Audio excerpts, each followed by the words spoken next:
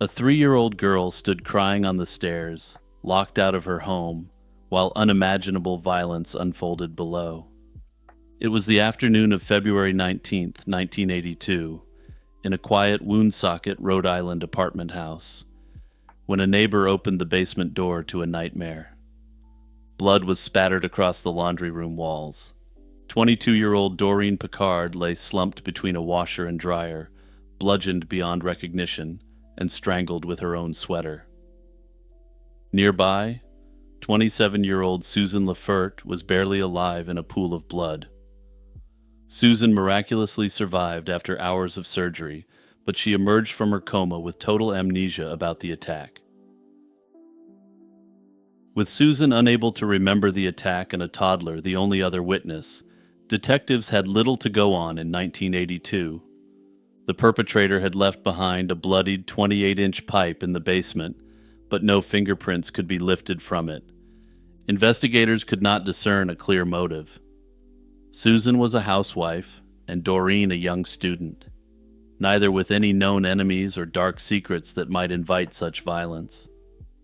Detectives were struck by the ferocity of the crime, and early theories ranged widely. The attacker could have been a stranger responding to a classified ad, since Lefert had advertised puppies for sale. Doreen's distraught family began their own inquiries and pressed authorities not to give up. Doreen's father even received an anonymous phone call warning him to stop pursuing the case, a chilling sign that someone was nervous about the family's search for the truth. But despite their persistence, months turned into years with no arrest. The case slowly went cold, and the community remained on edge knowing a predator was still at large. The long-dormant case gained new momentum after a 1988 feature on unsolved mysteries, which brought in fresh tips. I feel like this show needs no introduction, but if you're not familiar with it, it showcased unsolved crimes and other mysteries. In 1990, a crucial lead finally emerged. A local man, 36-year-old Daniel Shaw, came forward and implicated his friend Beaver Tempest in the crime. Tempest, a 37-year-old truck driver, was a friend of the Lafert family and had visited the house that day to pick up a pit bull puppy they offered him. Tempest had been on police radar since 1982, but there was never enough evidence to charge him until these new witnesses emerged. There were even rumors that Tempest had been having an affair with Susan, a situation that could have led to a heated confrontation in the basement. In June 1991, Tempest was finally indicted for Doreen Pickard's slaying, nearly a decade after the crime, and the case went to trial the following year. At trial, Rhode Island prosecutors laid out a dramatic narrative of jealousy and rage. They argued that Tempest got into a violent argument with Susan in the basement, and then fatally attacked Doreen when she unwittingly walked in on the scene. According to this theory, he strangled Doreen with her own sweater and bludgeoned both women with a metal pipe before fleeing. It was a compelling story, but it lacked any physical evidence, and nothing at the scene tied Tempest to the crime. Instead, the prosecution's case hinged on a handful of acquaintances who claimed that, in the years following the attack, Tempest had privately confessed to them. These witnesses had checkered histories involving significant criminal activities, calling their credibility into question. One witness even claimed Tempest bragged that he would get away with it because he had family members in law enforcement. Still, taken together, the testimony of these individuals painted Tempest as a man who had boasted about committing the crime. In April 1992, the jury found Beaver Tempest guilty in Doreen Pickard's demise. He was sentenced to 85 years in prison, but Tempest continued to insist he was innocent, even as he was led away in handcuffs. For many locals, the conviction brought relief that someone was held accountable, but others were uneasy with how it was obtained. The Tempest family's deep ties to law enforcement fueled debate. Raymond's late father had been a highly placed Woonsocket police official, and his brother, Gordon Tempest, was a sergeant in the department who took part in the early investigation. Some thought the family's connections had helped Raymond evade suspicion, while others believed internal police rivalries had made him a target. In a startling twist after the trial, Gordon Tempest was convicted in 1993 of perjury for lying under oath about aspects of another case. The sight of a police officer, the defendant's own brother, being punished for lying about evidence added to the doubt surrounding the investigation. This fact seemed to seal the idea that Beaver had done it, and his corrupt family had covered for him. This, of course, matched the narrative that Tempest himself allegedly had spun up. For the next 2 decades, Beaver Tempest pursued every legal avenue to prove he had been wrongfully convicted. Eventually, the New England Innocence Project took up Tempest's case. They re-examined the old evidence and uncovered stunning new information. For example, one key witness had initially given a statement that contradicted her trial testimony. Inconsistencies the state never revealed to the defense. They also discovered that the detective's original informant was a man with a personal grudge against the Tempest family, and that fact was never shared with the defense either. Investigators had even coached the witnesses on what to say, gently reminding them, repeatedly, that Beaver Tempest had confessed to the crime. Piece by piece, Tempest's team built the case that his 1992 conviction was founded on unreliable, manipulated evidence.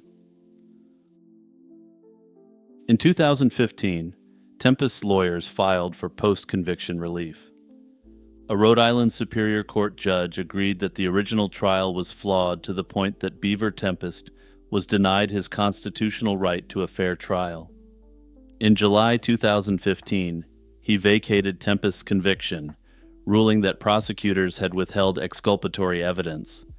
After spending 23 years in prison, Tempest was released on bail that fall, awaiting a new trial. The next year, 2016, the Rhode Island Supreme Court upheld the decision, affirming that Tempest's conviction couldn't stand given the misconduct and new evidence. For the first time in over 2 decades, Tempest was out from behind bars, at least for the time being. Even after the courts overturned the conviction, state prosecutors were reluctant to let the case go. They initially announced plans to retry Tempest for the slaying of Doreen Picard. By then, the evidence against him had been severely undermined, and memories had faded. Rather than risk a second trial and a possible life sentence, Tempest made a consequential choice. In December 2017, he entered an Alford plea, a legal mechanism whereby a defendant doesn't admit guilt, but acknowledges that the prosecution has enough evidence to convict. In exchange, he received a sentence of time served. This meant that, with the decades he had already spent behind bars, Tempest would serve no further prison time. He walked out of court a free man, still proclaiming his innocence, even if he had to legally say there was evidence to convict him. And just to put this in perspective, he faced 2 choices: to either take the Alford plea and get released immediately, or to roll the dice with the rest of his life after decades in prison. If he is indeed innocent, despite the Alford plea, then that must have been a hell of a difficult decision to make. Ultimately, it remains unclear what really happened to Doreen and Susan that day in February. The case is officially closed, and Beaver Tempest has officially been convicted of the crime. Unfortunately, this is a case where a botched investigation has prevented true justice from being served in any event. If Beaver did it, he's now out free when he should still be behind bars for the attacks. If he's innocent, Beaver now has this millstone around his neck for the rest of his life, and the guy who actually did it could still be walking free, knowing he got away with it completely. Cindy Weingar was a typical Vermont teenager in the late 1970s, until the night she vanished without a trace. In March 1979, the 16-year-old left her family's home on Forest Street to visit a friend and never returned. Just days later, her parents received a chilling anonymous phone call claiming that Cindy was dead and her body was at the bottom of the Winooski River. For over 4 decades, the fate of this Burlington high schooler has remained one of Vermont's most haunting, unsolved mysteries. Cindy Winigar grew up as the youngest of a big family. In fact, she was the youngest of 6 siblings, born 13 years after her nearest sister. By her junior year of high school, Cindy was a bright girl, but also a teenager testing boundaries.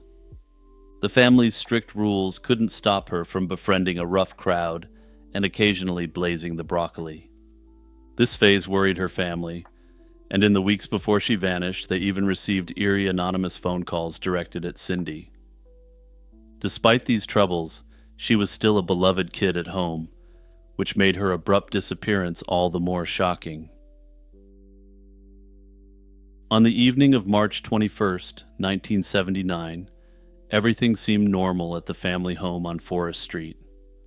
16-year-old Cindy was last seen watching TV with her family before she said she was heading out to visit a friend nearby. She walked out wearing blue jeans, a green and white striped shirt, and low-top sneakers, and she never came back.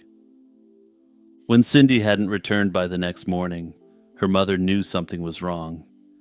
The family contacted Burlington police, and the family started to frantically search the neighborhood and Cindy's usual hangouts. I'm going to shock you here. The authorities weren't very alarmed. Given Cindy's recent teenage rebellion, the police suspected she might have run away on her own and didn't immediately escalate the search. This response left the family feeling helpless and dismissed at the worst moment. Then came the phone call that turned their fear into a nightmare. A few days after Cindy went missing, her mother received an anonymous call from a man who delivered a disturbing message. Their daughter was tied up dead at the bottom of the Winooski River. The caller hung up without identifying himself. But there's a twist that made this even more disturbing than it usually would have been. The family changed their number recently in response to the threatening calls. Sources vary as to whether the new number was intentionally unlisted or whether it just hadn't hit the new phone books. But at any rate, the result is the same. That he somehow knew the family's new incognito number made the situation seem less like a cruel hoax and more like someone had obtained it from Cindy directly. They begged the police to take this tip seriously, but no organized search of the river was done at the time. Investigators couldn't verify the gruesome claim and still leaned toward the theory that Cindy had left by choice. For the Winigar family, however, that call felt like proof that something terrible had happened to their daughter. Reading between the lines here, it appears to me that the quote-unquote investigators may have believed that the call was hoaxed by the family to get the cops to take the case seriously. With few leads and a lackluster police response in 1979, Cindy's trail went cold fast, and years passed without any sign of her.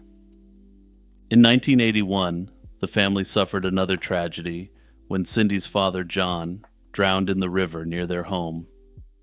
At John's funeral, a relative swore they saw a young woman standing in the back of the church who looked exactly like Cindy. Before anyone could approach, that woman slipped away, leaving the family wondering if Cindy had quietly returned to say goodbye to her dad. In the years that followed, a few other people claimed to spot someone resembling Cindy around Burlington, but none of these sightings could be confirmed. In 1985, a peculiar discovery briefly raised hopes. One of Cindy's sister's friends, while fishing in the Winooski River, snagged a clump of long blonde hair on her line. Recalling the anonymous caller's dire warning, she alerted the police. Unfortunately, without any other evidence or the ability to test DNA at that time, it was impossible to prove if the hair was Cindy's. Over the ensuing decades, Burlington police did periodically review Cindy's cold case, but no solid leads ever emerged. Officially, the case remained open, although her family strongly believed that labeling her a runaway early on had caused critical delays in the investigation. Cindy's parents passed away never knowing what happened, and her surviving siblings have refused to declare her dead, holding out hope that the truth will be discovered one day. When examining what might have happened to Cindy, two main theories stand out, each telling a very different story. Personally, I find myself torn between them, trying to weigh the evidence on each side. One possibility is that Cindy left on her own that night, essentially running away. This was the initial assumption by law enforcement. Indeed, Cindy was a teenager in a rebellious phase, chafing under strict rules and hanging out with a new crowd. Perhaps she wanted a taste of freedom, as so many people around that age do. Supporters of this theory note that there were reported sightings of her after she disappeared as evidence in favor of her survival. Maybe she felt she couldn't come back and chose to start over elsewhere in secret. However, it must be noted that all these so-called sightings remained completely unconfirmed and could honestly be wishful thinking on the part of her friends and family.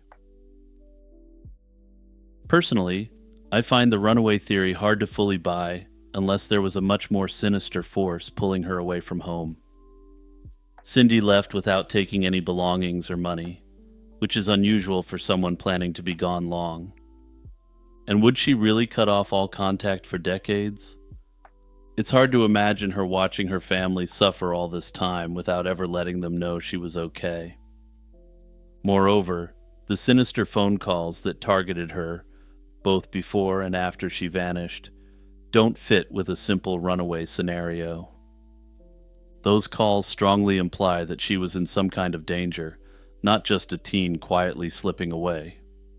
So yeah, I have serious doubts that Cindy simply ran off to start a new life by choice. If this theory is accurate at all, I believe there's the possibility that she may have been trafficked, though there's no real evidence for it. She may have believed that she was running off to start a new life with an older quote-unquote boyfriend. This scenario is all too common, and she may have met someone participating in this disturbing trade when she started falling in with the wrong crowd. Traffickers directly prey on vulnerable young people and trick them into believing they're someone that can be trusted and has their best interest in mind instead of their family. But let's put this theory aside for a second. The other theory is that Cindy met with foul play, that she intended only a short outing, but fell victim to someone who meant her harm. The menacing calls to the family home before Cindy disappeared suggest that someone was threatening or stalking her. Then the anonymous caller who claimed she was dead in the river could well have been the perpetrator taunting her family with a confession. The fact that he knew an unlisted number hints that this person was likely someone acquainted with Cindy or her family. All of these points indicate that Cindy may have been targeted by someone she knew or encountered, rather than choosing to disappear. To me, the foul play theory is unfortunately the more convincing one. Perhaps Cindy went to meet a friend or acquaintance that night and something went terribly wrong. If she was harmed, the guilty party may have panicked and disposed of her body, and that disturbing phone call might have been a twisted attempt to confess.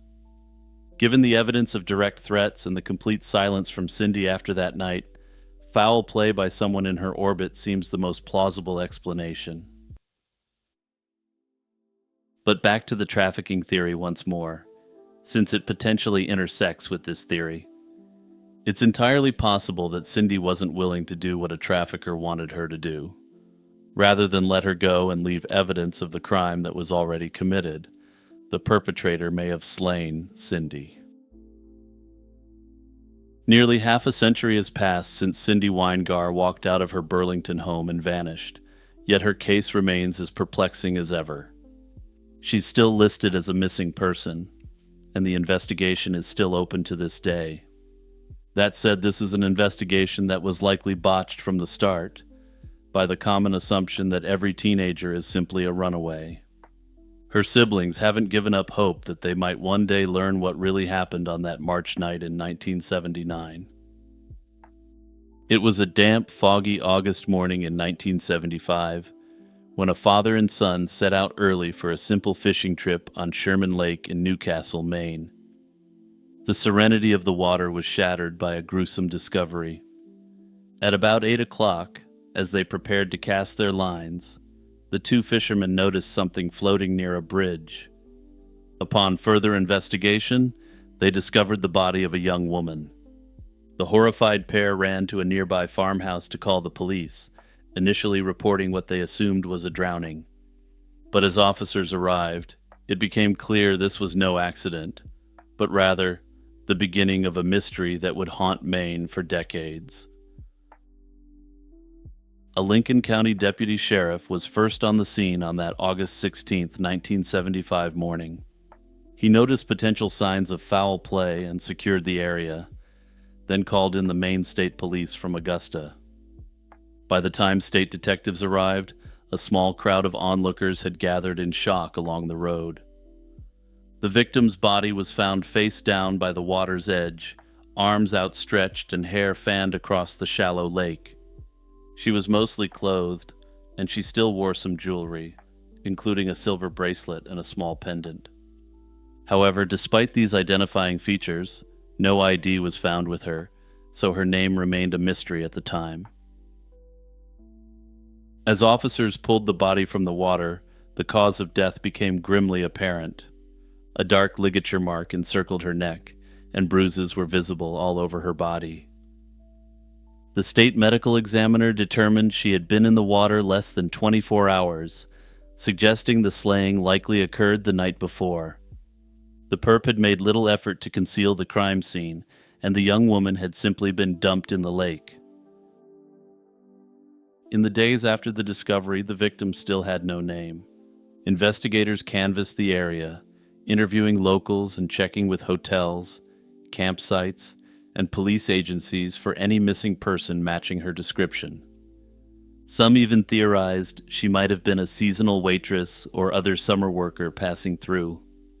Despite these efforts, no one could identify the young woman. Growing desperate, authorities took a very rare step. They released a post-mortem photograph of her face to the media and asked them to broadcast it on the local news and put it in papers. Remarkably, this gamble paid off very quickly. This photograph was published in a Boston newspaper and caught the attention of a family in Massachusetts who immediately recognized the woman. 10 days after the body was found, the young woman was finally identified as 19-year-old Florence Lowes of Brockton, Massachusetts. Investigators confirmed the identification through photographs, dental records, and jewelry she had been wearing. Florence's family hadn't even realized she was missing at the time. Her mother had spoken with her only about a week before the tragedy, so no missing person report had ever been filed. Florence was recently divorced from her marriage to Richard Paul Lowes and had moved back to Brockton, where she was living with a roommate. She had worked as a nurse's aide, but by that summer she was between jobs. Importantly, Florence had strong ties to Maine, and her father lived in the area near where her body was found. Investigators learned that on August 15, 1975, Florence left Brockton intending to travel north to visit him. With no car, she likely hitchhiked the roughly 150-mile journey. Sherman Lake lies just off U.S. Route 1, a major coastal highway, so the hitchhiking theory neatly explained how a Massachusetts traveler could end up there. Tragically, Florence never made it to her father's house. At some point on her journey, she crossed paths with the perpetrator. Once Florence's identity was known, law enforcement in both Maine and Massachusetts retraced her steps and searched for suspects. Maine State Police detectives teamed up with Brockton Police and Massachusetts State Police, following leads in both states. Investigators interviewed people in Brockton who had seen Florence before she left, hoping to learn if she mentioned any travel plans or companions. They looked at everyone in her life, including her estranged husband, for anyone with a possible motive. Initial news reports even indicated that detectives had a few promising leads in Massachusetts. Despite this early momentum, no perpetrator was ever identified. By September 1975, officials acknowledged that the investigation had stalled with no new developments. By 1977, 2 years after the crime, police admitted they were still no closer to an explanation than on the day Florence's body was found. Over the years, several theories have surfaced about what happened to Florence Lowes. The most widely held belief is that she fell prey to a dangerous stranger while hitchhiking. Accepting a ride from the wrong person carried obvious risks, and many suspect that Florence was picked up by someone who then turned violent. Her state of undress suggested a possible indecent assault, though the autopsy couldn't prove it one way or the other. Perhaps a passing motorist or truck driver offered her a ride, then assaulted her before dumping her body. If Florence was slain by a random predator, possibly even a serial offender, solving the case would be incredibly difficult. Further, there's no indication that there was any biological evidence of any kind from the offender left at the scene. Given that this was well before the era of the forensic usage of DNA, it's possible that such evidence simply wasn't even collected. While the very obvious and blatant forms of biological evidence did tend to be collected at this time, less obvious forms often didn't. For instance, if there were skin cells from the perpetrator under Florence's nails, this likely would have gone unnoticed at the time. Another theory is that the attacker wasn't an out-of-towner at all, but someone who knew the local area, or even knew Florence personally. Locals noted that a stranger unfamiliar with Newcastle might not easily find the desolate location where she was dumped, especially in the dark. This fuels suspicion that whoever left her body there knew the area well. Indeed, rumors in Newcastle have long speculated that a local person was responsible. Perhaps Florence accepted a ride from someone she thought she could trust, maybe even an acquaintance, who then betrayed her in the worst way. Investigators have never publicly identified a suspect, and no evidence has confirmed this local perpetrator theory. Still, the idea lingers, leaving many to wonder if the perp was closer to home than anyone realized. Decades later, Florence's slaying remains unsolved, with seemingly little to go on.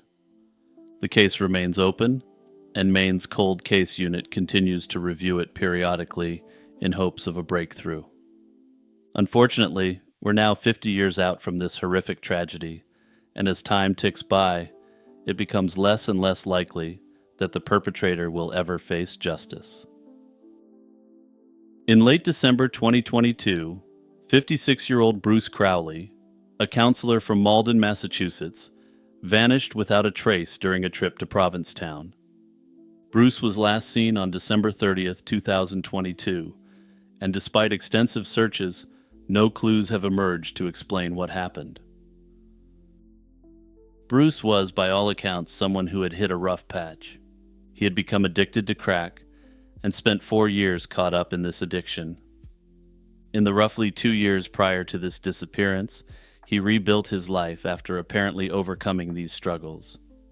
He worked as an addiction counselor in Revere, Massachusetts, while also pursuing a master's degree in psychology and counseling.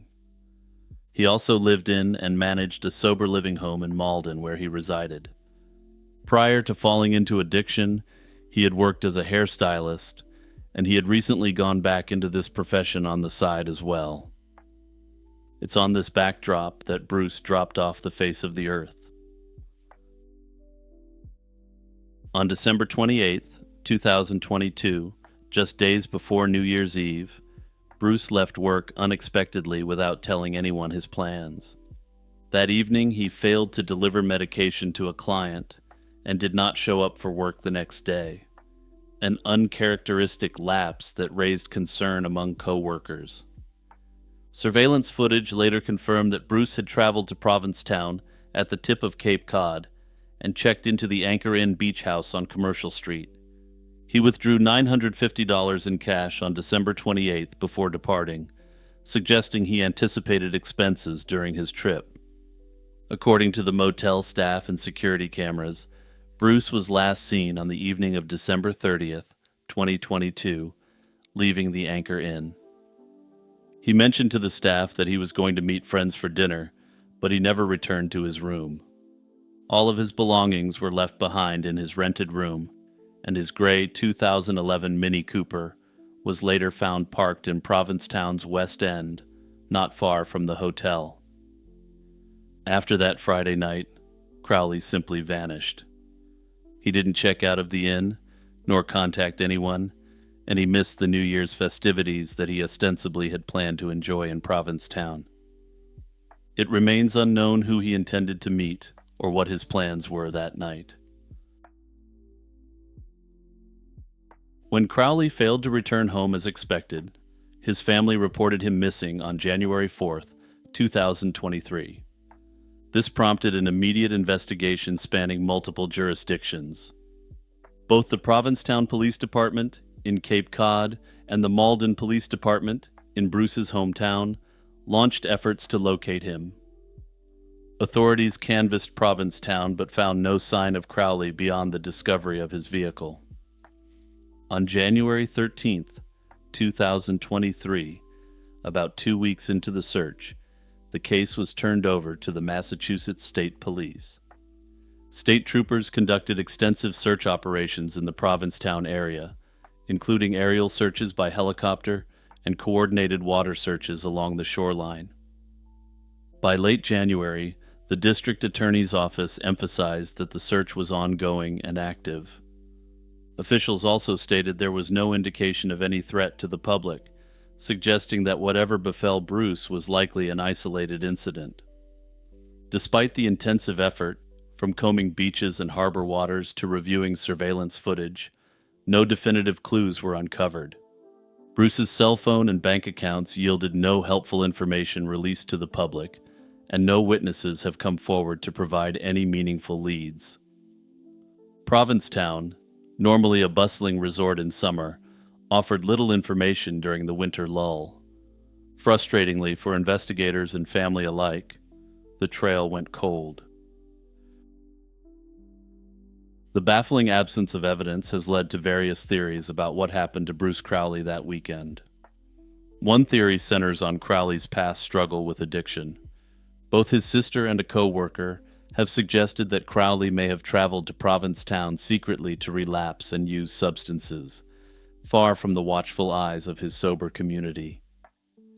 The fact that he withdrew a large sum of cash before the trip supports the idea that he intended to fund a private binge. If this is true, Crowley might have suffered from an accidental overdose. He may have been using substances with individuals who didn't have his best interests at heart. If Bruce did overdose, it's conceivable that others with him panicked and disposed of his body, or simply left him to his fate in an isolated area. Another possibility is that Crowley fell victim to foul play. Carrying a significant amount of cash and being alone in an unfamiliar town could have made him a target for robbery or violence. If he pulled out a fat wad of cash to pay for his next fix, a dealer, or perhaps more likely another junkie, may have robbed him. Finally, though his family finds it unlikely, there's the theory of a voluntary disappearance, suggesting that Bruce chose to walk away from his life. Perhaps the pressure of maintaining sobriety and his responsibilities became overwhelming, and he decided to start anew somewhere else. Notably, though, he left behind his car, which the authorities don't consider typical of a planned getaway. To this day, the fate of Bruce Crowley remains unknown, and his case is an agonizing mystery for his family and an open investigation for law enforcement. Judy Smith was a 50-year-old nurse from Newton, Massachusetts, and a mother of 2 adult children. In April 1997, she accompanied her husband, Jeffrey Smith, on a trip to Philadelphia for a conference. They treated it as a short working vacation, hoping to enjoy some sightseeing together during their stay. What began as a routine visit turned into a haunting mystery when Judy went missing during a day of sightseeing. 5 months later, her remains were discovered over 600 miles away in the mountains of North Carolina, a turn of events that left both her family and investigators stunned. On April 9, 1997, Judy and Jeff flew separately from Boston to Philadelphia because Judy initially forgot her photo ID and had to catch a later flight. She arrived that evening without issue. The next morning, April 10th, Jeff attended his conference sessions while Judy set off around 9 a.m. with her trademark red backpack in tow to explore the city's historic sites. Also, keep this red backpack in mind, because we're going to be coming back to it later. They planned to meet back at their Center City hotel by late afternoon, but Judy never returned as expected. When Jeff realized his wife was missing, he searched the hotel and nearby tourist areas. He even hired a taxi to follow a tourist bus route Judy might have taken, but found no sign of her. Finally, he contacted the Philadelphia police by around midnight to report her disappearance. Authorities were initially skeptical about a missing adult who had been out sightseeing, but Jeff insisted something was wrong, and an investigation was soon underway. In the ensuing days, police and family members launched a thorough search of Philadelphia. Jeff circulated thousands of missing person flyers and hired private investigators to assist. A few people claimed to have seen a woman resembling Judy in Philadelphia or neighboring New Jersey after April 10th, but none of those sightings could be verified. Investigators considered the possibility that Judy had simply wandered off, or even that her disappearance might not have happened in Philadelphia at all. Jeff himself fell under some suspicion early on, a standard procedure in cases where a spouse goes missing, but there was no evidence implicating him. In fact, given Jeff's documented presence at the conference and his heart health issues that would have made body disposal extremely difficult, police later ruled him out as a suspect. But I'm getting ahead of myself. He wasn't ruled out as a suspect just yet, and at this time they hadn't even found her body. Everything changed on September 7th, 1997. On that day, a father and son hiking in Pisgah National Forest near Asheville, North Carolina, stumbled upon human remains in a remote wooded area.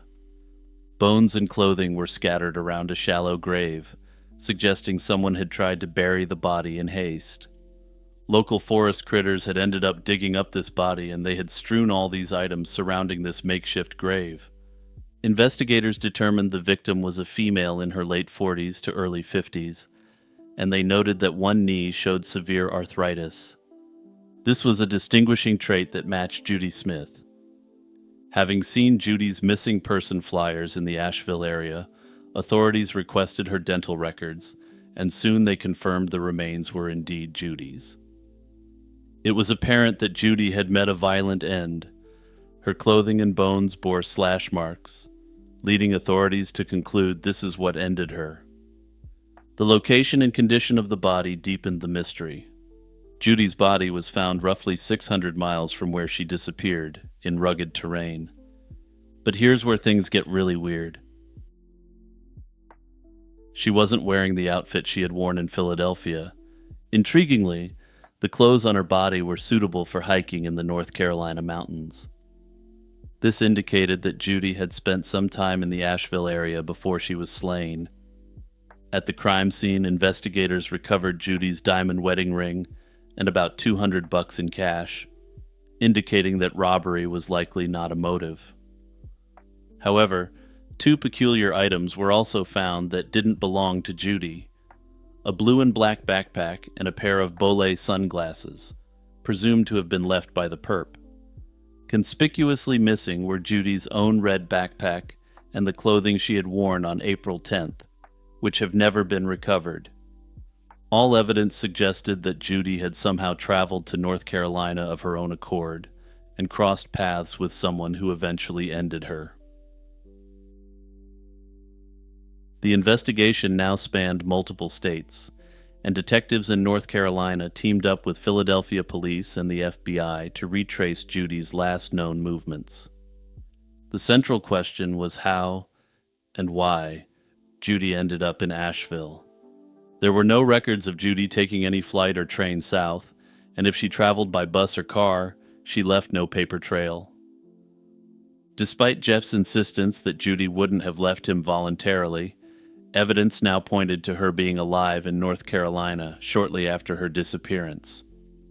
Indeed, several eyewitnesses came forward to report seeing a woman matching Judy's description in the Asheville area in mid-April 1997. One Asheville shop clerk later recalled chatting with a Judy from Boston, who mentioned that her husband was at a convention in Pennsylvania. This woman said that she had decided to come down to North Carolina on a trip of her own. Another witness, a hotel desk clerk, remembered a guest resembling Judy who stayed alone around the same time. According to these witnesses, Judy spent a day or two in Asheville as a tourist, browsing shops and staying at a local hotel, and appeared healthy and in good spirits.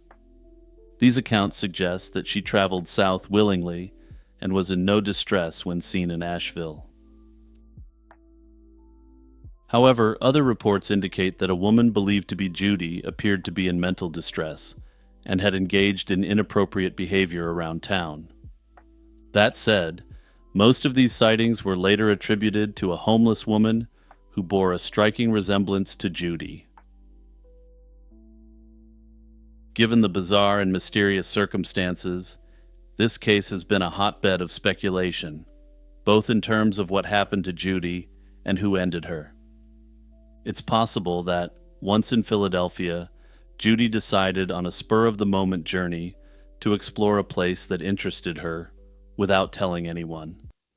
If so, that spontaneous decision tragically put her in harm's way. Investigators believe that Judy was likely slain at or near the spot where her remains were found, likely by a person she encountered during her travels in North Carolina. The presence of the unknown backpack and sunglasses at the scene strongly implies that a second individual had stalked her in the woods. This unknown person has never been identified, but detectives theorize that he might not have been a local resident, and that he could have been passing through the area on the prowl. One theory floated in Judy Smith's case is dissociative fugue, a rare psychological condition in which a person loses awareness of their identity and may unexpectedly travel far from home. In this state, individuals often adopt new identities and generally appear coherent to others and show no signs of distress. Some investigators and observers speculated that Judy may have experienced a fugue episode triggered by stress or emotional strain, possibly related to marital issues. Notably, one of her friends suggested she may have taken the unexpected journey to clear her mind and get away from her husband for a bit. There are a number of factors which support this finding, at least on a circumstantial basis. She made an uncharacteristic decision to travel alone to North Carolina. Further, her calm demeanor when seen in Asheville and the lack of evidence suggesting immediate foul play in Philadelphia are consistent with this possibility. However, dissociative fugue is extremely rare, and without direct psychiatric evidence, this theory remains speculative. Unfortunately, given that she was deceased when she was found, that direct evidence can never be obtained. Still, it offers one potential explanation for how Judy could suddenly disappear and travel 600 miles without informing anyone. Over the years, various theories about the perp's identity have been proposed.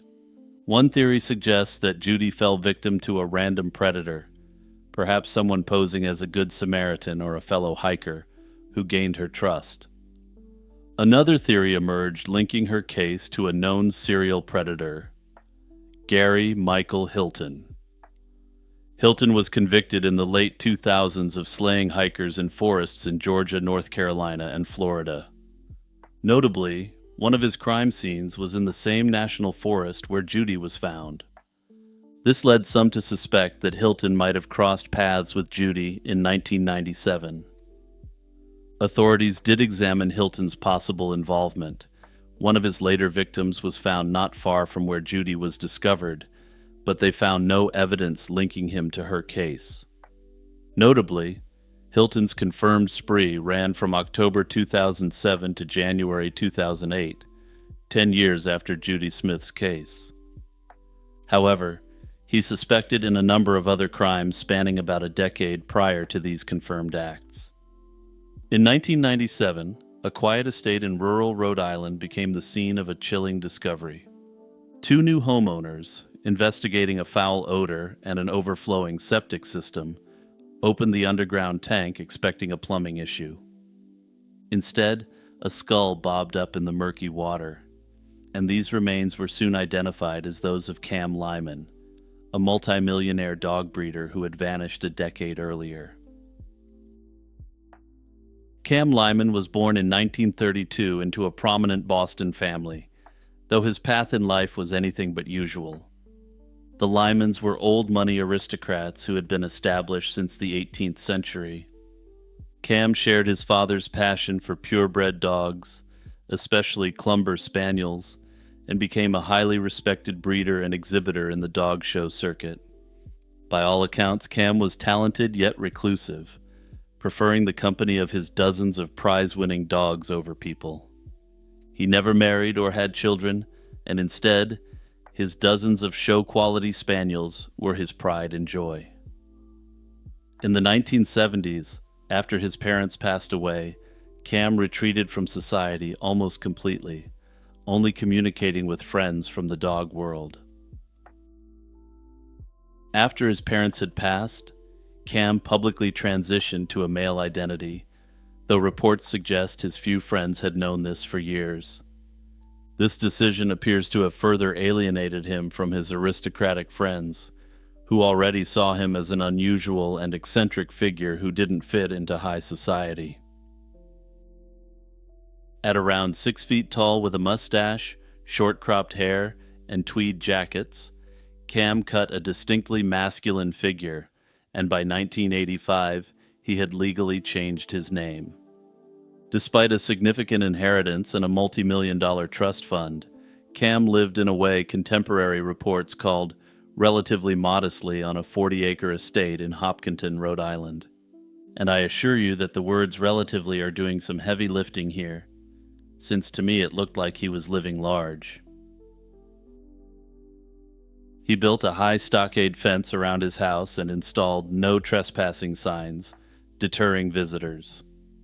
Cam's daily life revolved around his kennel of dogs and feeding, grooming, and training them for competition. While he was rich in dog companions, his human friends were few, and mostly also drawn from the same upper-class background. However, one person managed to enter Cam's insulated world: George O'Neill, a fellow dog enthusiast. Cam met George around 1981 at dog shows, and by 1984, he had hired O'Neill as a caretaker and assistant. George helped manage the estate, pay bills, and drive Cam to dog events. In time, George became Cam's closest confidant, and reading between the lines, it looks as though he portrayed himself as a non-judgmental figure in his life.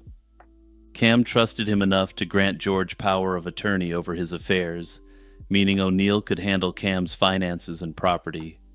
According to later court records, Cam even named O'Neill as sole beneficiary in his will, designating that O'Neill would inherit Cam's personal estate upon his death. It was an unusual level of trust, and one that would come under scrutiny once Cam disappeared.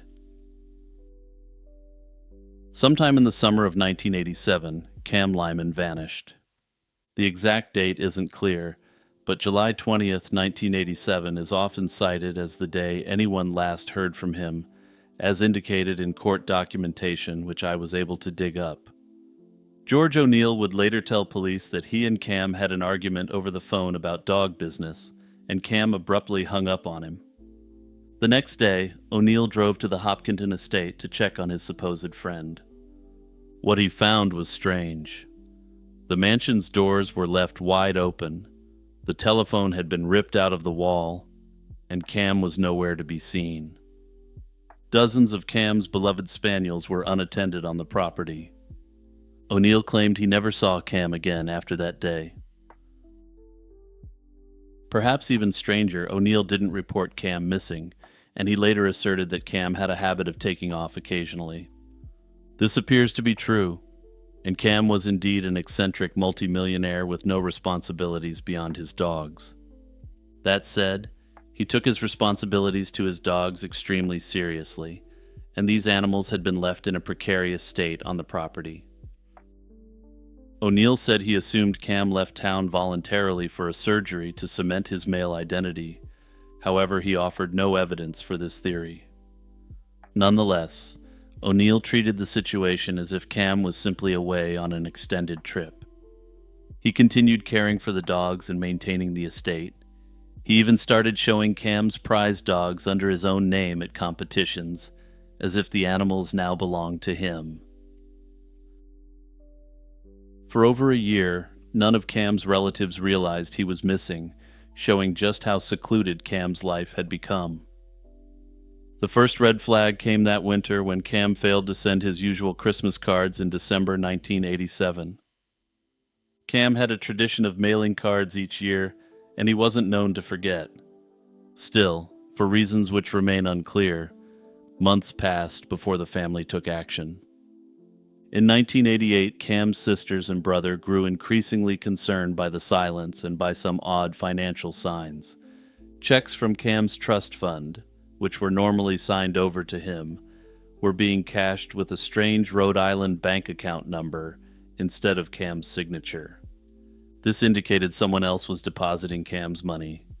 By December 1988, nearly 18 months after Cam's disappearance, the Lyman family finally contacted the Hopkinton police and filed a missing person report. They also alerted the law firm managing the Lyman family trust that something was very wrong. When authorities approached George O'Neill in late 1988, he repeated his belief that Cam had likely gone abroad for personal reasons. At the time, local police didn't treat the disappearance as foul play and wrote it off as just an eccentric rich person doing eccentric rich people things. The Lyman siblings hired a private detective named Charles John Allen to dig into Cam's disappearance. Allen quickly grew suspicious of George O'Neill's role, and he discovered that O'Neill had been depositing Cam's investment dividend checks into a Rhode Island bank account. O'Neill, it turned out, had nearly complete control over Cam's money, and he found out about the power of attorney and the will situation. In essence, if Cam had passed, O'Neill stood to inherit a substantial fortune valued at around $2 million. By the early 1990s, the case remained unsolved and increasingly cold. Cam's two sisters, Mary and Edith, pushed to have him officially declared dead in absentia so that his affairs could be settled. In 1994, 7 years after Cam's disappearance, they petitioned the Rhode Island courts for a death declaration. This move drew media attention, partly because of the aspects of the story involving a wealthy individual who sought to transition, which wasn't a commonly known practice at the time. In June 1995, before the skull was found, Cam Lyman was legally declared dead. Despite the legal declaration, Cam's actual fate was still a mystery. No body had been found, and no one had been charged with any crime in relation to the case. George O'Neill continued to maintain his innocence and insisted that he believed Cam was alive somewhere. Everything changed in the fall of 1997, when a twist of fate finally answered the question of where Cam Lyman had gone. That year, Hopkinton got a new police chief, John Skunkio, who decided to take a fresh look at the cold case. Skunkio, a former state police detective, was apparently amazed that a wealthy person's disappearance had never been thoroughly investigated. And yeah, I'm just going to stop here for a second to let that sink in before we move on.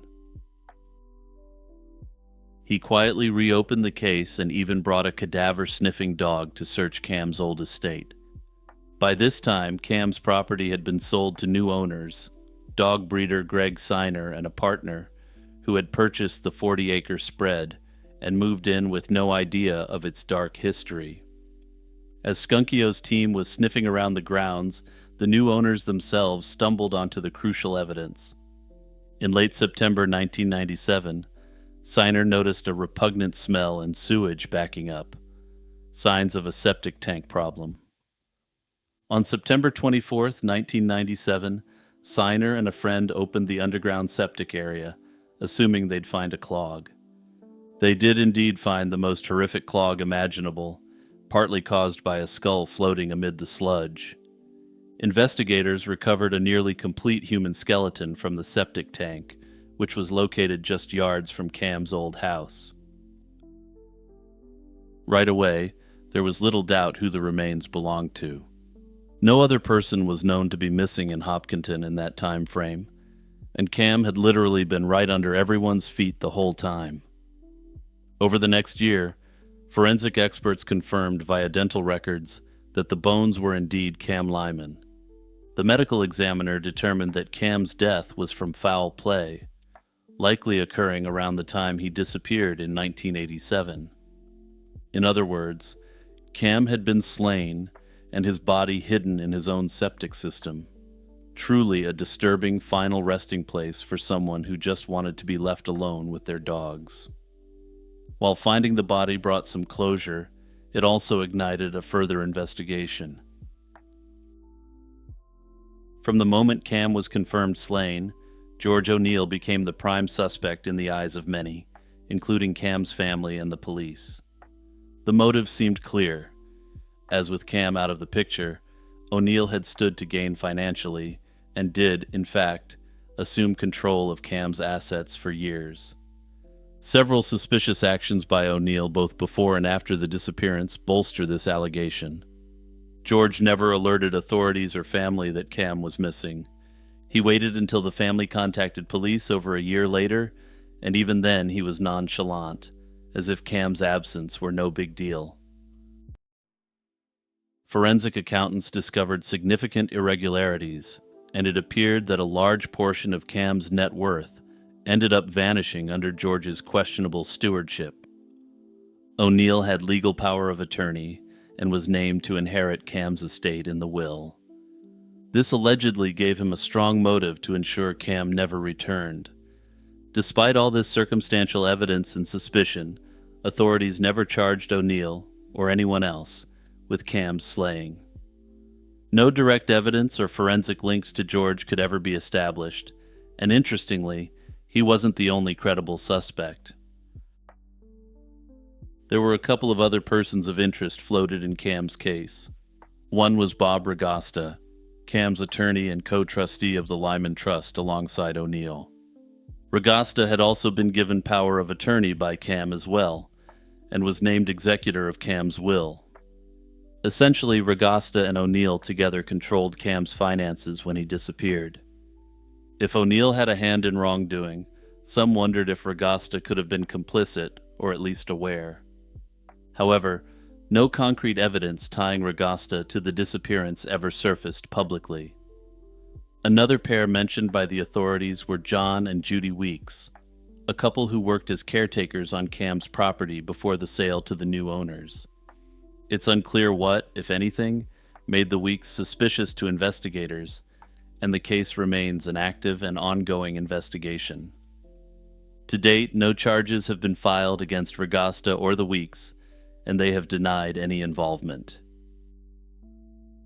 George O'Neill was eventually charged with embezzlement in relation to a false check for $15,000 he had unlawfully cashed for himself.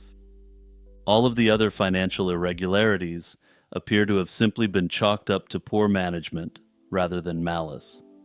At any rate, George eventually pleaded guilty to the embezzlement and was given 1 year probation. George O'Neill would die in 2011 without ever revealing any further information about the slaying of Cam Lyman, if he knew anything at all. Anyway, obviously theories about Cam Lyman's passing have centered on the people closest to him, and the most obvious suspect has always been George O'Neill. Still, the theory that O'Neill ended Cam is built almost entirely on inference. There's no forensic evidence linking him to the remains, no eyewitnesses, and no confession. Other figures in Cam's life were mentioned as possible suspects, though nothing concrete tied them to the crime either. The truth is that Cam was reclusive, wealthy, and surprisingly vulnerable and isolated, which meant multiple people may have had reasons to take advantage of him. Given the fact that no functional investigation started until almost a decade later, we may never know who else stood to benefit.